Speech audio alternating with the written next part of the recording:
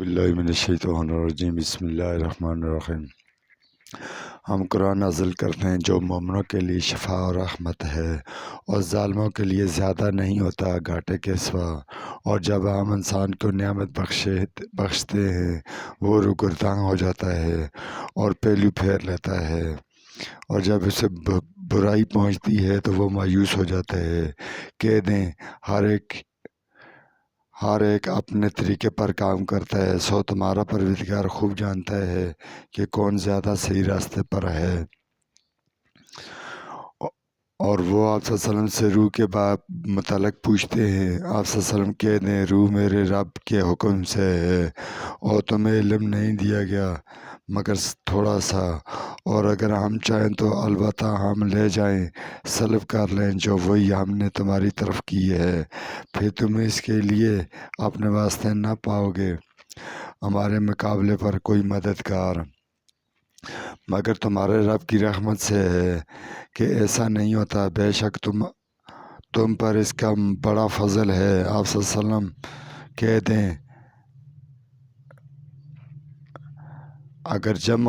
اگر تمام انسان اور جن اس بات پر جمع ہو جائیں کہ وہ اس قرآن کے مانند لے آئیں تو وہ اس کے مانند نہ لا سکیں گے، اگرچہ ان کے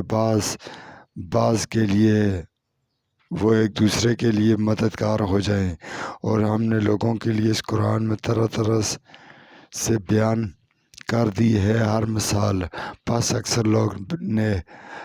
لوگ ناشکری کے سوا قبول نہ کیا۔ اکثر لوگوں نے ناشکری کے سوا قبول نہ کیا، اور وہ بولے کہ ہم تجھ پر ہرگز ایمان نہ لائیں گے یہاں تک کہ تو ہمارے لیے زمین سے کوئی چشمہ رواں کر دے یا تیرے لیے کھجوروں اور انگور کا ایک باغ ہو، پس تو اس کے درمیان بہتی نہریں رواں کر دے، یا جیسے تو کہا کرتا ہے ہم پر آسمان سے ٹکڑے گرا دے، یا اللہ کو اور فرشتوں کو روبرو لے آوے، یا تیرے لیے سونے کا ایک گھر ہو، یا تو آسمان میں چڑھ جائے، اور ہم ہرگز تیرے چڑھنے کو نہ مانیں گے جب تک تو ہم پر ایک کتاب نہ اتارے جسے ہم پڑھ لیں۔ آپ صلی اللہ علیہ وسلم کہہ دیں پاک ہے میرا رب، میں صرف ایک بشر ہوں، اللہ کا رسول، اور لوگوں کو کسی بات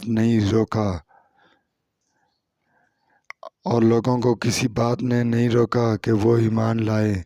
جب ان کے پاس ہدایت آ گئی، مگر یہ کہ انہوں نے کہا کیا اللہ نے ایک بشر کو رسول بنا کر بھیجا ہے۔ آپ صلی اللہ علیہ وسلم کہہ دیں اگر ہوتے زمین میں فرشتے چلتے پھرتے اطمینان سے رہتے تو ہم ضرور ان پر آسمانوں سے فرشتے رسول بنا کر اتارتے۔ آپ صلی اللہ علیہ وسلم کہہ دیں میرے اور تمہارے درمیان اللہ گواہ ہی کافی ہے، بے شک وہ اپنے بندوں کا خبر رکھنے والا دیکھنے والا ہے۔